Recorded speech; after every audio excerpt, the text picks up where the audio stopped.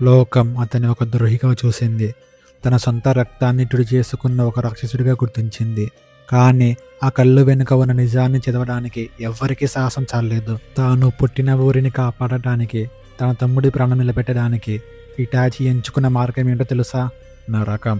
అవును, చీకటిలోకి వెళ్ళి నిందలను భరించి అపనిందలని కిరీటంగా మార్చుకున్న ఏకైక యోధుడు. తల్లిదండ్రుల మీద కత్తి ఎత్తినప్పుడు ఆ చేతులు వనకలేదని కాదు, గుండె పగలలేదని కాదు, కన్న కలల కంటే కర్తవ్యం గొప్పదని నమ్మాడు వాడు.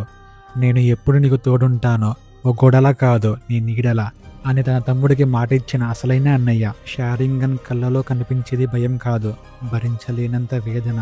ఇటాచి చనిపోలేదు. తను ప్రేమించిన గ్రామం కోసం, తన తమ్ముడి ఎదుగుదల కోసం తనని తాను త్యాగం చేసుకున్న ఒక అన్సంగ్ లెజెండ్. గుర్తుపెట్టుకోండి, వెలుగు అందరికీ కనిపిస్తుంది, కానీ ఆ వెలుగును కాపాడే చీకటి పేరే ఇటాచి ఉచిహా.